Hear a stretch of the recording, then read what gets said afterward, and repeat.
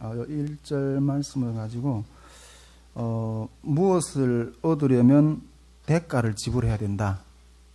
무엇을 얻으려면 대가를 지불해야 한다. 그런 내용의 말씀을 좀 이렇게 나눠보려고 합니다. 요즘에 제가 이게 무엇을 얻으려면 대가가 필요하구나.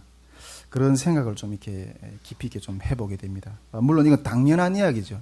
당연한 이야기인데, 신앙 안에서도 똑같은 원리가 적용이 된다는 생각을 좀 이렇게 해보게 되었어요. 그래가지고, 이 말씀을 가지고 한번 좀, 지난, 한 주간 동안 또 이렇게, 마음에 좀 느꼈던 부분들을 여러분들하고 같이 좀 이렇게, 나눠보려고 합니다. 먼저 오늘 본문에 대해서 먼저 들여다보면 좋겠습니다. 오늘 본문은 이 하나님의 은혜를 얻는 방법에 대한 설명을 하는데 조금 난해해요. 조금 난해하거든요. 근데 이 말씀이 무슨 말씀인지 요즘에 와서 제가 조금 이렇게 이게 이런 의미가 아닐까 하는 어떤 그런 생각을 좀 이렇게 요즘에 와서 좀 해보게 됩니다. 물론 전에도 이렇게 알 것 같기도 하고 모를 것 같기도 하고, 그런데 요즘에는 조금 이렇게 이 말씀이 이런 말씀이 아닐까 좀 이해되는 어떤 그런 마음들을 좀 느끼게 됩니다. 먼저 이 본문에 보면 하나님의 은혜의 자리에 대한 요청이 있어요. 즉 이게 구원의 말씀을 전해 듣는 구원의 어떤 그런 자리에 나오라고 하는 어떤 그런 초대의 요청이 있어요. 초대의 요청. 근데 이 구원의 자리, 이 은혜의 자리에는 어떤 사람들이 초대가 가능할까요? 이 구원의 자리에 초대는 누구나 가능해요. 초대하는 건 누구나 가능해요. 유대인들뿐만 아니라 이방인들, 가난한 자든지 부자든지, 건강한 사람이든지, 마음이 이렇게 어렵거나 또 이렇게 장애가 있는 사람이든지, 눈먼 사람이든지, 어른이든 노인이든 아이든, 흑인이든 백인이든 황인이든, 배운 자든지 못 배운 자든지 차별 없이 초청이 돼요. 누구든지 초청이 가능하다는 게 이 구원의 자리, 하나님의 은혜를 받을 자리에는. 그런데 누구든지 가능하지만은 그 초대 자리에 들어가려면 어떤 요구 조건이 하나 있어요. 그것이 뭔가 하면 목마른 자들이에요. 목마른 자들. 목마른 자들은 누구나 그 사람이 뭐 배운 사람이든 못 배운 사람이든 어린이든 늙은이든 아이든 누구든지 가능하다. 유대인이든 이방이든 목마른 자들, 이제 누구든지 이 자리에 나올 수 있다는 거죠. 그런데 이 자리에 나와서 은혜를 받으라는 거예요. 은혜를. 그런데 그 자리에 나와서 그 은혜를 얻는 모습이 좀 아이러니해요. 여기는 뭔가 어떤 상충이 있는 것 같아요. 분명히 이게 보니까 무슨 공짜 같기도 하고, 값없이 뭐 이렇게 와서 마시라 이러잖아요. 그런데 공짜 같기도 하고 또 무슨 거래를 하는 내용 같기도 하고 그래요. 좀 이게 아이러니한 어떤 상충된 모습처럼 그 안에 이렇게 좀 들여다 보여요. 뭐 공짜 같기도 하고 뭐 거래하는 모습 같기도 하고. 보통 우리가 물건을 살 때는 현장에서 돈을 지불하고 이렇게 사는 것이 보통인데, 여기에서 물건 사는 방법치고는 그 방법이 좀 이상해요. 돈을 내거서 뭐 외상으로 뭐 달아두고 뭐 받아가는 것도 아니고, 어쨌든 그런 좀 이상한 모습으로 이렇게 좀 비춰지고 있어요. 물을 마시되 돈 없이 값 없이 먹고 마시라고 그래요. 이건 뭐 어떤 면에서는 공짜 같은 어떤 그런 개념처럼 느껴지잖아요. 그런데 또 한 면으로는 이 이 물을 사라고 그래요. 그리고 사라고 그래요.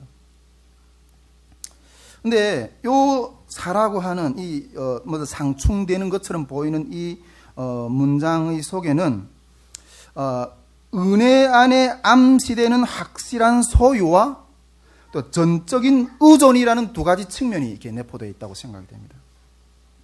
즉, 이 값없이 먹고 마시라는 부분이 이 전적인 의존의 측면을 말하거든요.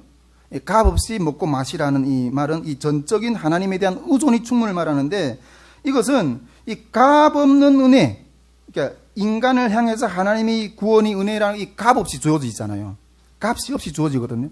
근데 이 은혜가 값이 없는 게 아니에요. 이 은혜의 하나님이 우리 같은 죄인들을 이렇게 구원하시기 위한 이 구원의 이 은혜는 이 값으로 어떻게 측량할 수 없는 부분이에요. 우리가 이 지구상의 온 인류가 다 그 대가를 지불하려고 바친다 해도 그 은혜의 크기의 값은 지불될 수가 없어요. 지불할 수가 없어요. 예. 그래서 이거는 우리 인간적인 면에, 인간의 측면, 인간의 입장에서는, 인간적인 면에 그 방면에서는 이게 지불할 수 없는 능력이 없는 어떤 그런 부분들이기 때문에 그냥 거둬주는 거예요. 할렐루야. 예. 여러분, 우리가 공기나 뭐 물이나 햇빛을 돈 주고 사서 받나요? 아니잖아요.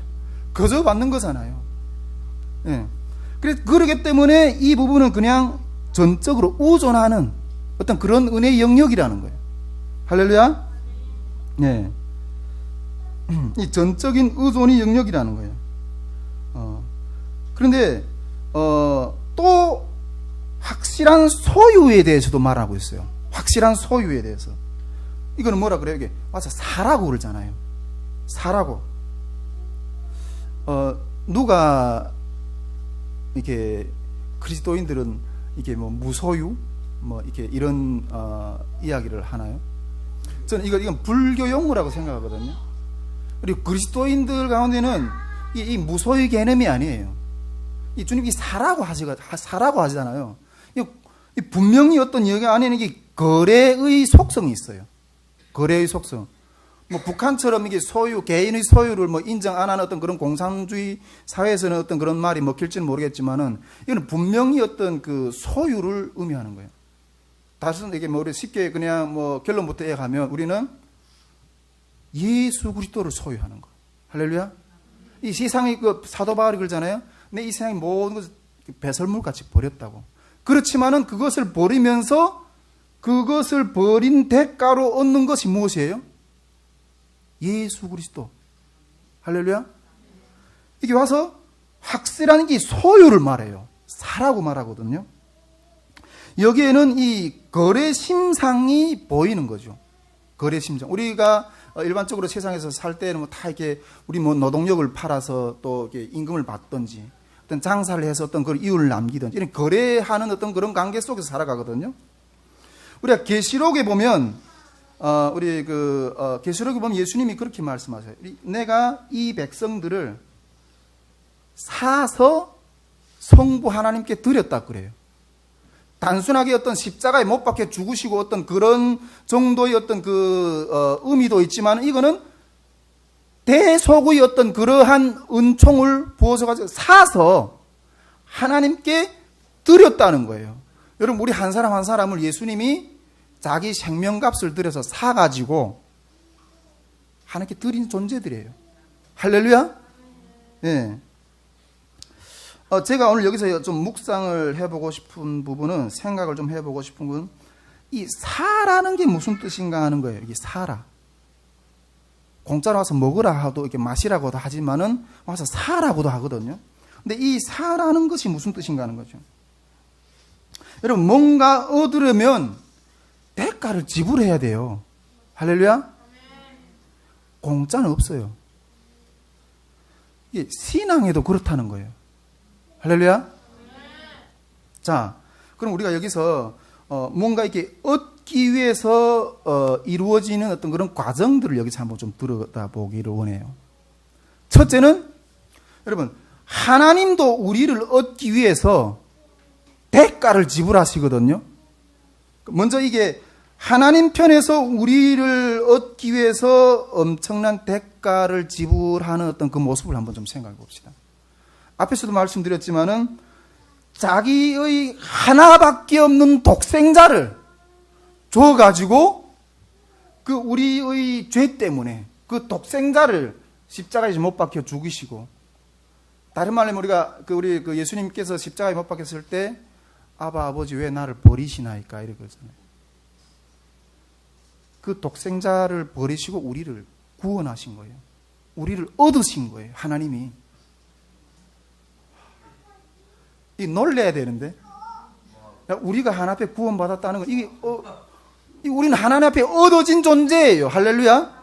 그 대가를 들여서 여러분 우리가 성경도 쫙 한번 들여다봐요. 그 이스라엘 역사를 쫙 들여다봐요. 그 이스라엘이 얼마나 하나님을 계속해서 반복적으로 반역을 해요. 그런데도 그 오래 참으심으로 그 구원하시기 위해서 그 역사를 한번 쫙 보세요.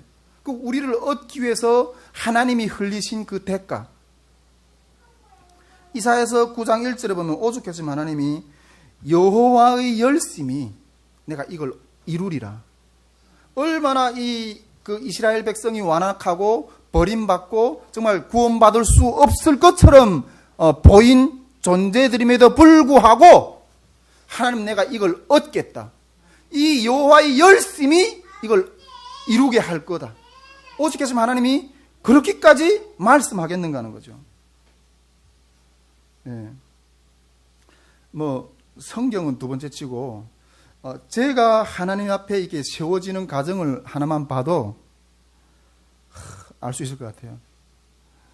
여러분 저희 어떤 이렇게 비하인드 스토리를 다 이렇게 들여다 못 보고 그냥 주일에 와가지고 이렇게 이게 저 목사님은 거룩하네 이렇게 보이는 것처럼 볼 수 오는 오해예요, 여러분. 그건 오해예요. 제가 이렇게 서기가 지금 이 정도로까지 서기까지만 해도 정말 어마어마한 하나님의 이 사랑의 수고가 깃들었던 어떤 그런 역사를 돌아보면 어떤 때는 제가 제 마음에서도 이렇게 생각해요. 이 정도면 버릴만도 한데, 버릴만도 한데 포기하지 않으시고 끝까지 이렇게 붙드시는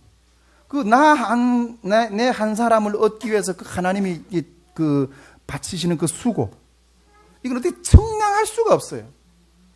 저뿐 아니라 우리 한 사람 한 사람을 이렇게 세우시는 그 하나님이 그 사랑의 수고는 우리가 어떻게 청량이 안 된다니까요. 할렐루야. 여러분, 당신은 하나님의 아들이 핏값으로 산 사람이라는 것을 기억하셔야 됩니다. 산 사람이라는 것을 기억해야 돼요. 그렇기 때문에 우리는 담대해야 돼요. 사단이 들어와서 우리 마음을 마음껏 장난하고 가지고 놀 수 있는 그런 존재들이 아니라니까. 사단한테 속아가지고 막 이렇게 휘둘리고 이렇게 여러분 그러지 마세요. 담대하세요. 사단이 나를 넘어뜨리거나 사단아 떠나가라. 나는 하나님의 아들이 예수님이 그 피값을 그 생명값을 주고 나는 새롭게 하나님이 사신 그런 존재다. 네 같은 게 나한테 들어와서 나를 농락할 수 있는 그런 존재가 아니야. 떠나가라. 선포해야 됩니다. 얼마나 우리가 존귀한 존재인가 하는 것을. 예, 여러분 당당한 그 소유권을 주장해요. 나는 하나님의 것이다. 너는 내 것이다. 너는 내 것이다. 그 소유권을 주장하는 것에 대해서 우리가 이게 담대해야 된다는 거죠.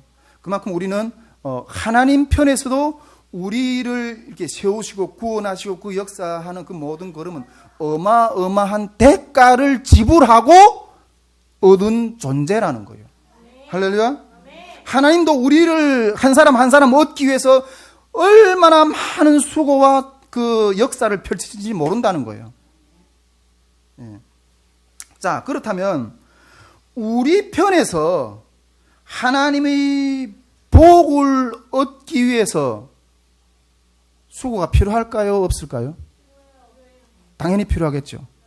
그럼 우리 편에서 그 하나님의 그 축복, 그 복을 얻기 위한 대가는 과연 어떤 것인가 하는 것들을 좀 들여다보자는 거죠.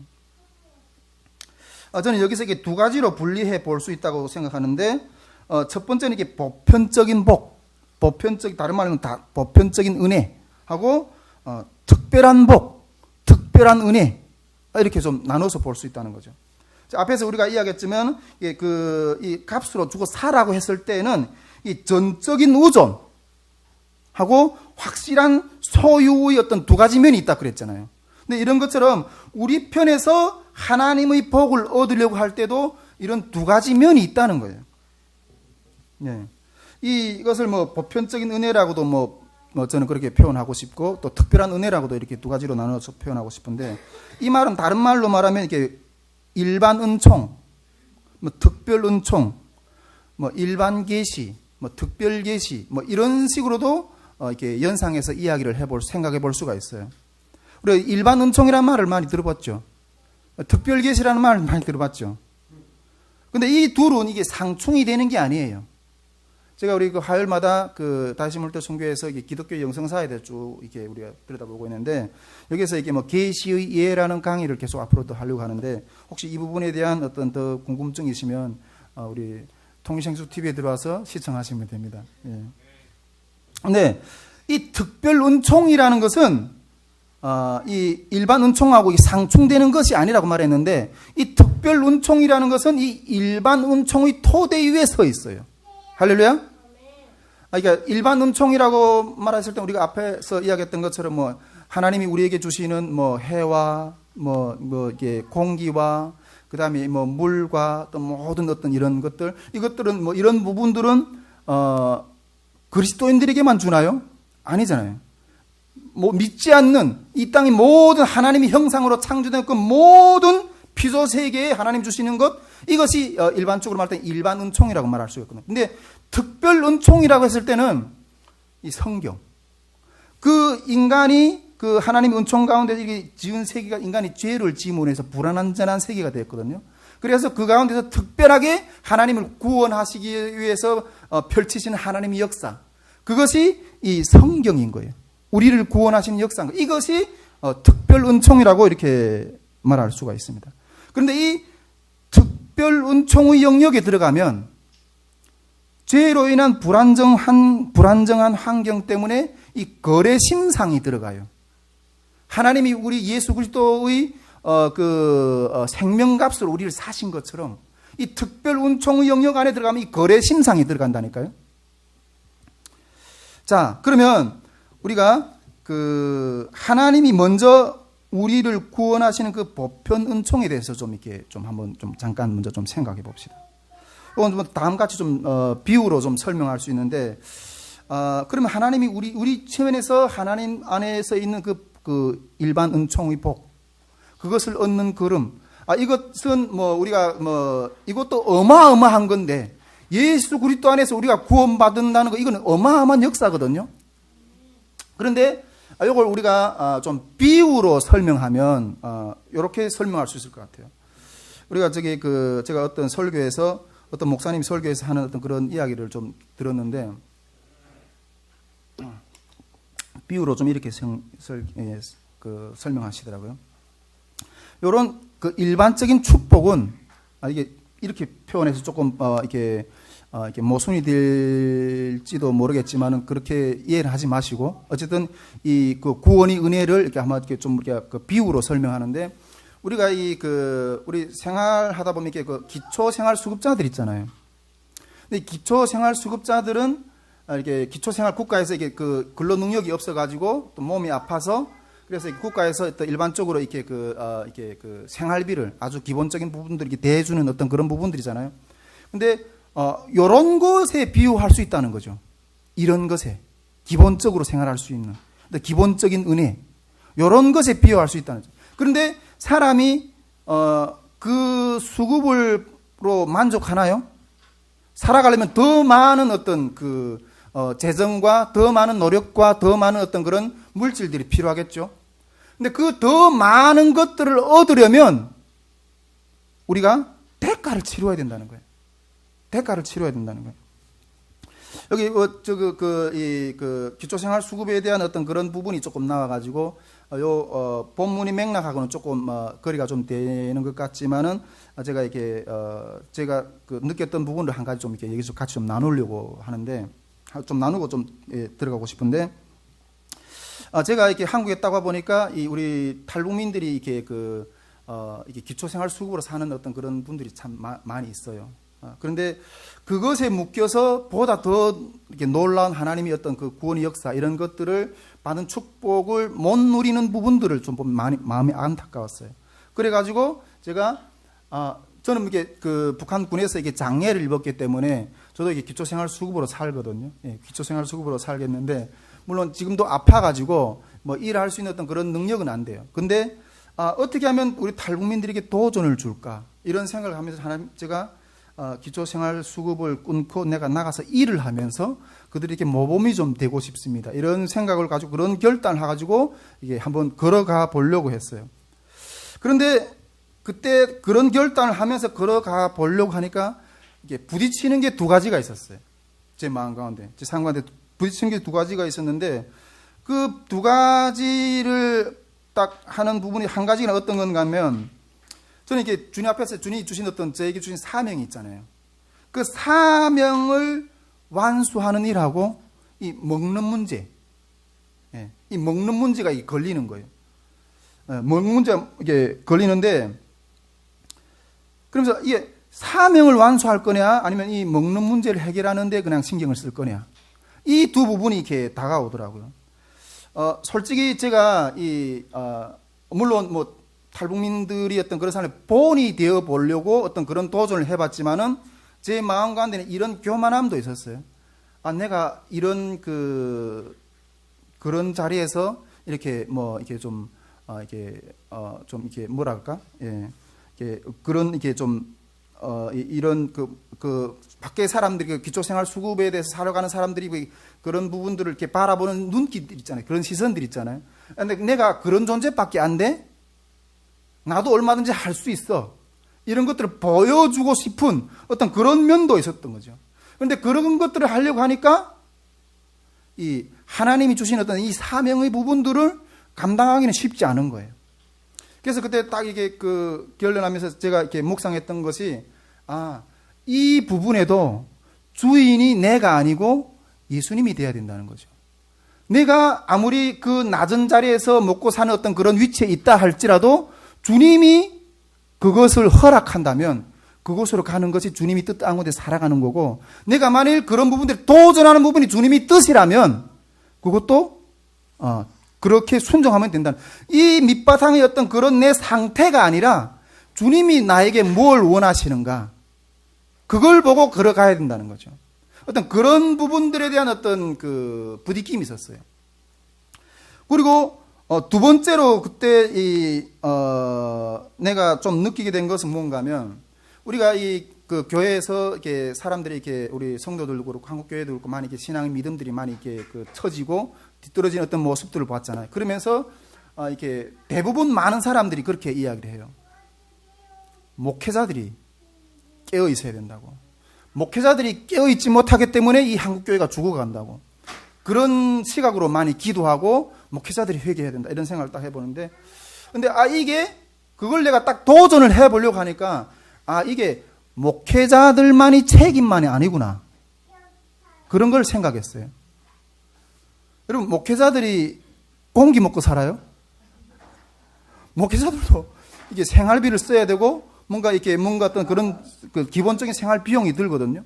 그런데 목회자들에게 그런 생활 비용이 주어지지 않으면 목회자들 어디 가야 돼요?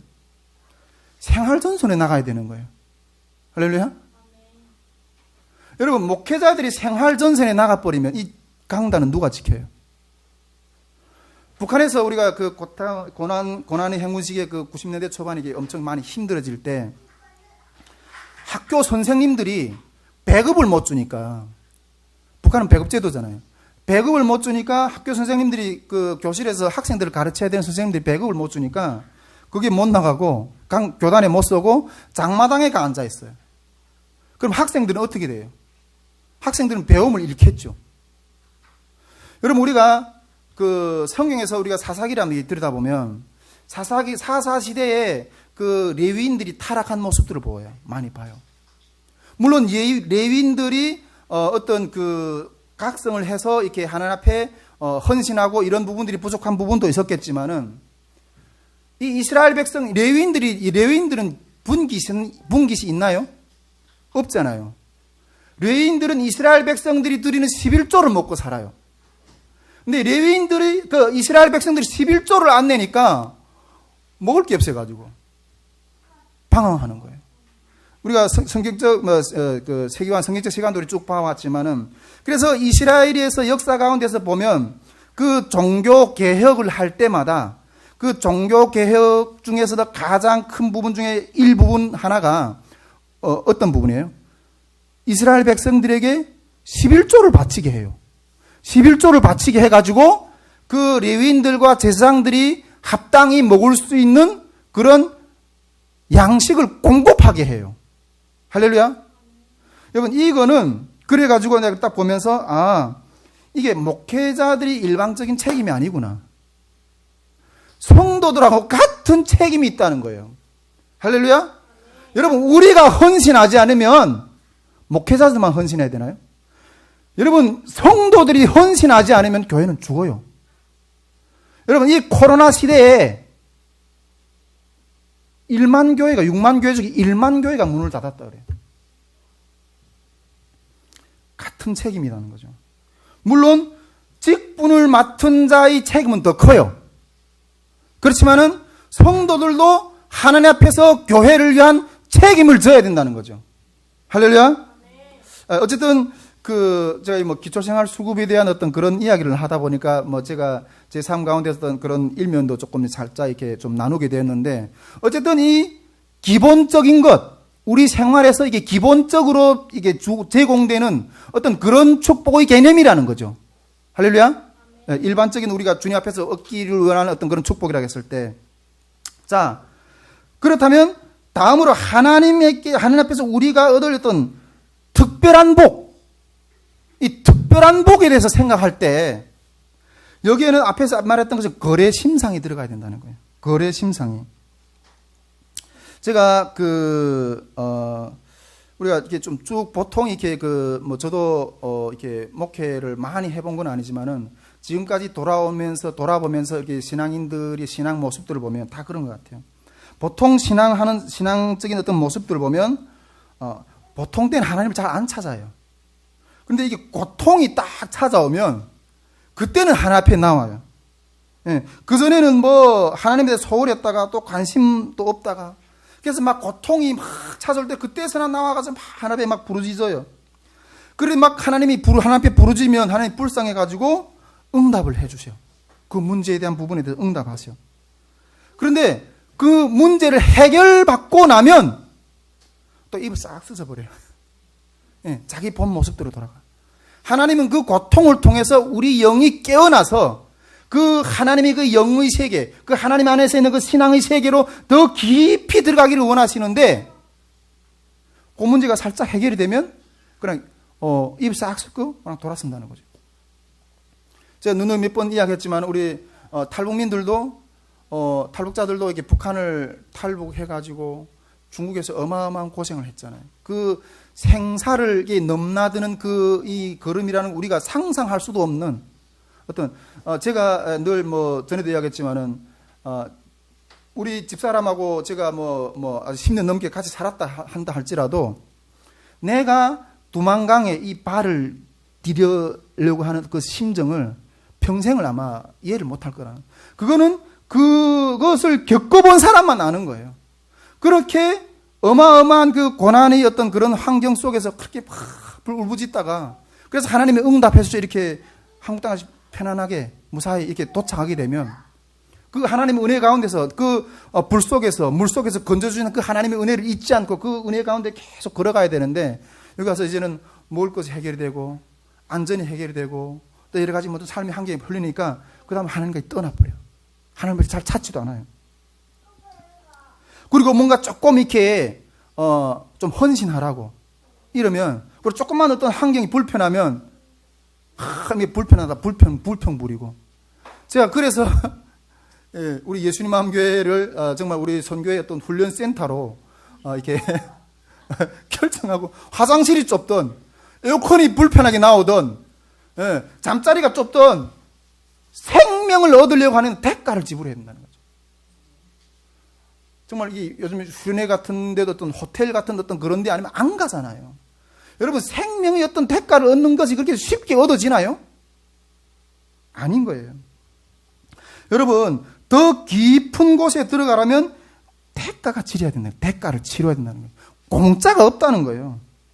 제가 이게 가만히 들여다보면 교회에 나오고 뭔가 어떤 신앙생활 하는 것도 뭔가 이렇게 자원봉사하는 어떤 그런 식으로 생각해.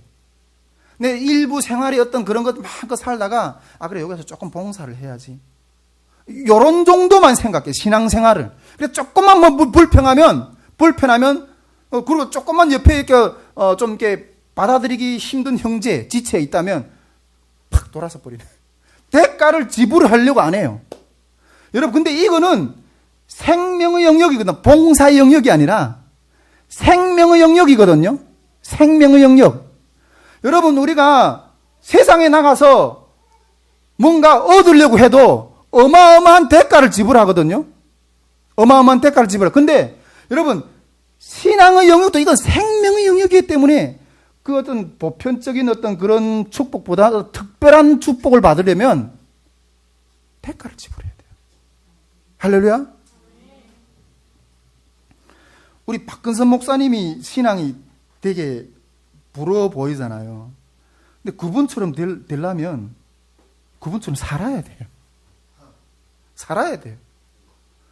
저 평생, 저분이 신앙을 내가 따라 배우고 싶으면서도 그분이 그 신앙이 서기까지 얼마나 많은 대가를 지불하고 포기하고 이렇게 걸어간 걸음에 대한, 그거는 싫어. 그럼 평생 그건 꿈이에요. 그런 신앙의 어떤, 모습은 나한테 챙겨지지도 않아요. 그냥 그림의 떡이에요, 그거는. 여러분, 우리가 뭐 맨날 뭐 십자가와 뭐 자기 부인 막 이런 이야기 하잖아요. 특히 이런 공동체 생활은 나를 부인해라, 뭐 어째라 이렇게 하면서 미운 형제를 받아들여 이래 하잖아요. 그 좀 답답하게 느껴지죠. 근데 그 더 깊이에 들어가면 그건 내가 큰 그 순교자의 신앙을 사는 행위라니까요. 할렐루야. 순교자의 그런 신앙을 사는 행위라니까요.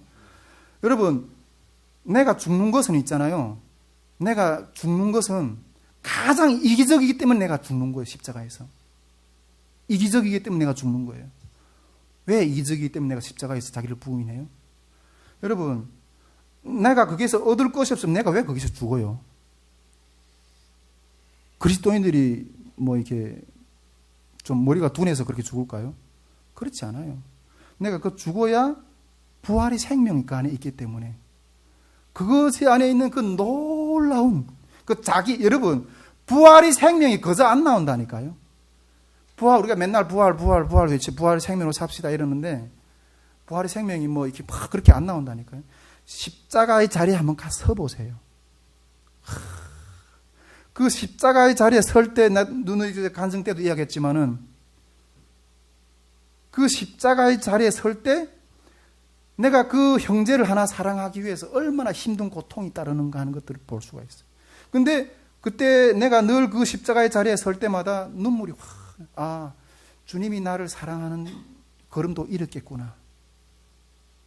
그걸 이렇게 그 십자가의 자리에서 그냥 눈물이 확 나오는 거예요. 그래서 그 십자가의 자리를 그 누구와가도 뺏겨주고 싶지 않는 거예요. 여러분, 이 부활의 생명이라는 것은 그 십자가의 자리에 선 사람이 맛볼 수 있는 하나님의 선물이에요. 부활 맨날 그렇다고 한다가지고 그냥 부활의 생명이 그냥 임하는 게 아니라, 이 부활의 생명이라는 것은 이 죽음도 이긴 생명이거든요. 우리가 그 고린도전서 15장에 보여, 부활장이라고. 여러분, 우리가 부활이 없다면 우리는 세상에서 가장 비천한 자들이라고 그랬잖아요. 왜 십자가를 지어요?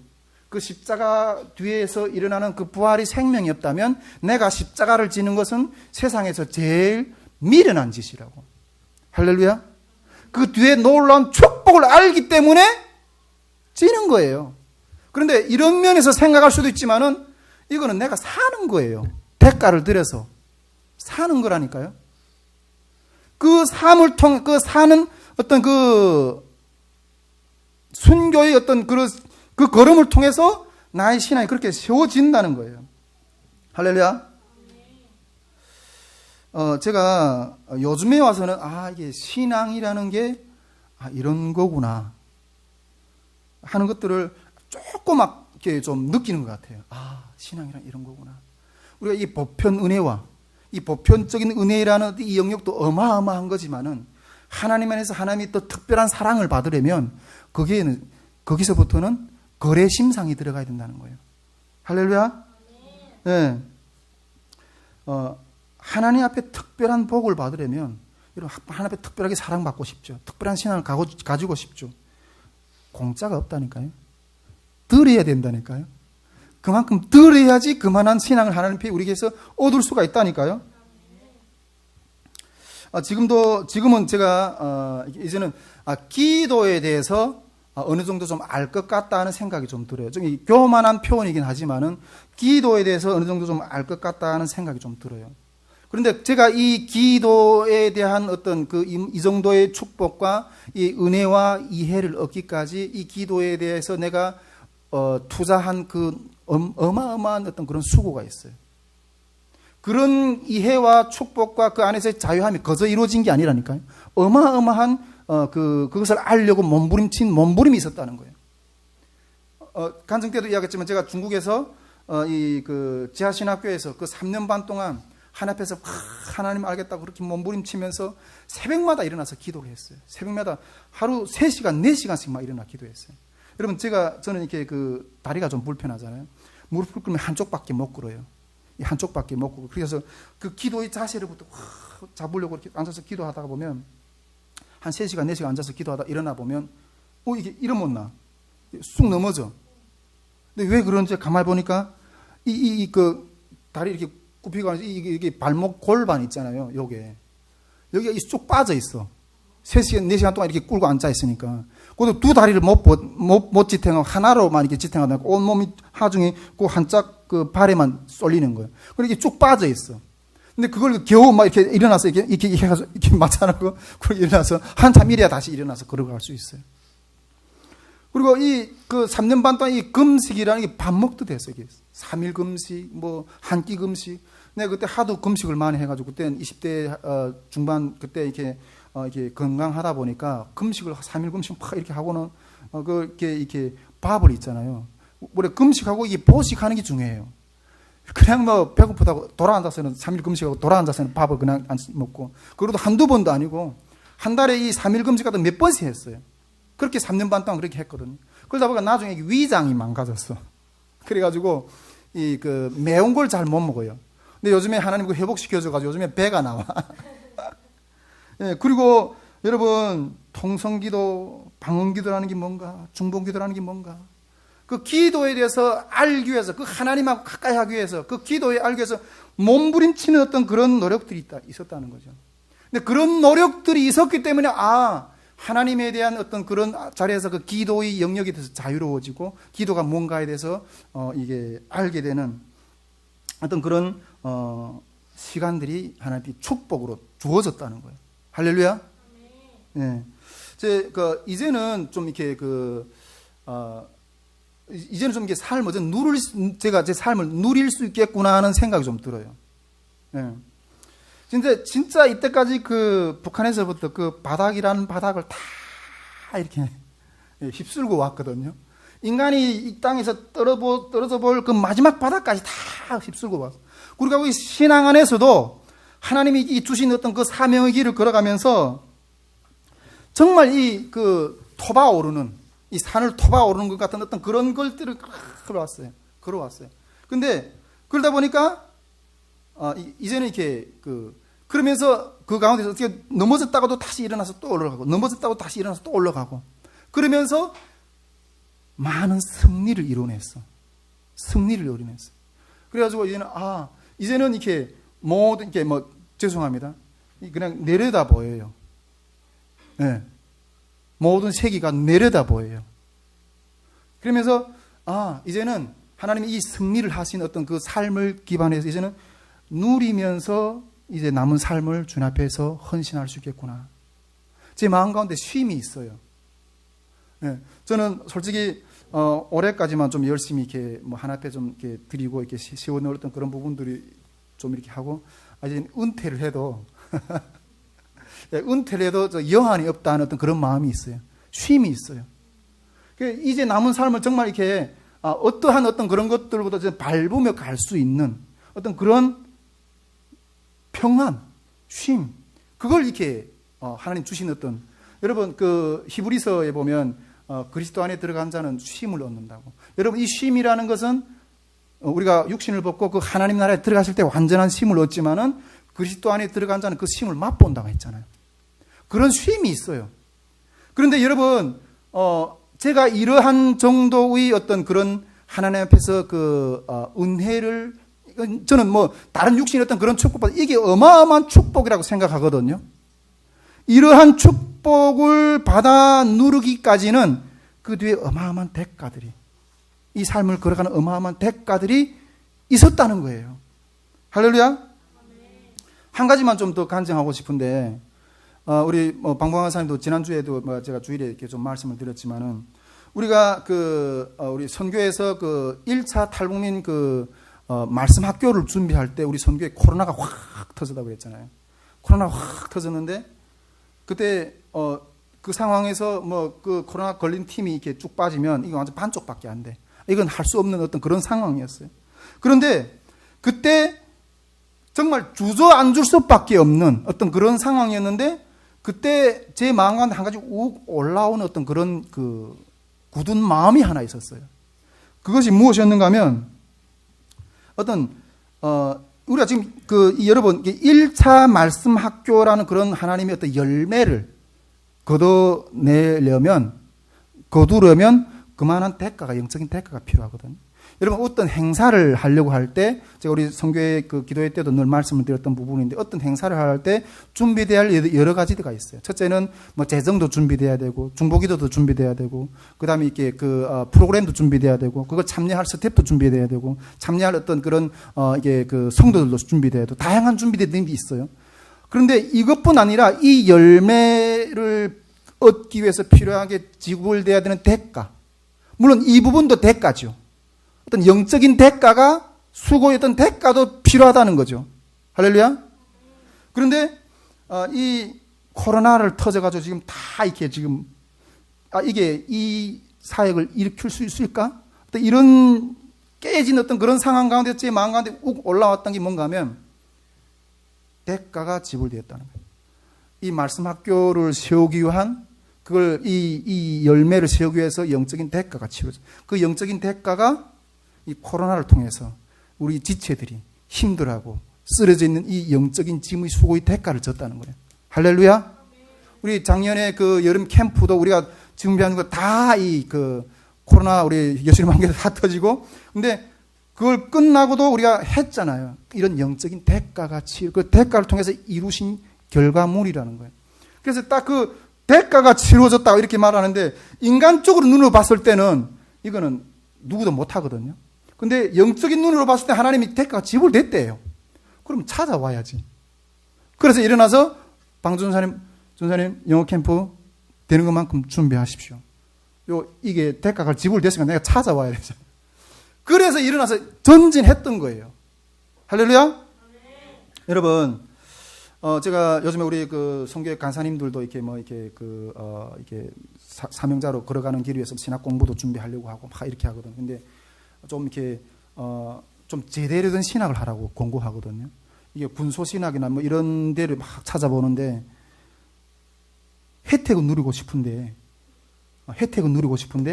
어떤 뭔가 이렇게 이게 정규 신학을 나와서 어떤 그런 정규 코스를 거듭만한 정도의 어떤 이렇게 사역자의 어떤 그런 것들이 받는 이미지하고 이런 이미지 좀 다른 부분들이 있어요. 근데 그런 혜택은 누리고 싶은데, 그게 들어가려면 헬라어 해야지, 히브리어 해야지, 다양한 어떤 어마어마하게 그 노력은 들이기 싫어.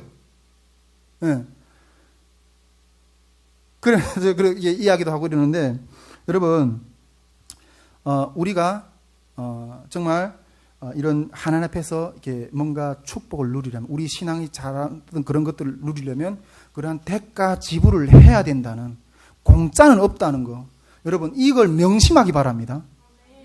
예, 오늘도 이 금요 기도회 때 솔직히 어디 좋은 어떤 그런 일로 이렇게 이렇게 쉴 수는 있겠죠. 그러나 그걸 내려놓고 내가 이 자리에 나와서 기도한다는 것은 하나님 앞에 그 대가를 지불하는 거예요. 모든 것들, 영역들. 할렐루야. 그리할 때 하나님 안에서의 어떤 영적인 축복을 얻게 되는 역사가 있다는 거죠. 여러분, 물론 이게 세상도 이게 점쟁이는 점 치워주고 돈을 받잖아요. 지불하는데, 근데 이런 거하고 우리가 하나님 앞에 대가를 지불하는 거하고는 달라요. 그거는 이 우상을 섬기고 사단을 섬기고 그 인간 개인에게 지불하는 거지만 우리는 그 대가를 하나님 앞에 드리는 거예요. 할 때 하나님으로부터 오는 그 축복을 받게 된다는 거죠. 할렐루야.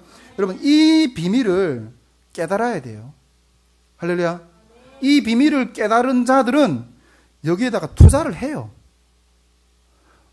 이게 한 형제를 사랑하고 어떤 어마어마한 어떤 제가 이렇게 이렇게 여기서 다 오픈하지는 않겠지만은 정말 한 지체를 사랑하고 그 지체와 같이 길을 걸어가는 데는 어마어마한 대가가 들어가요. 예.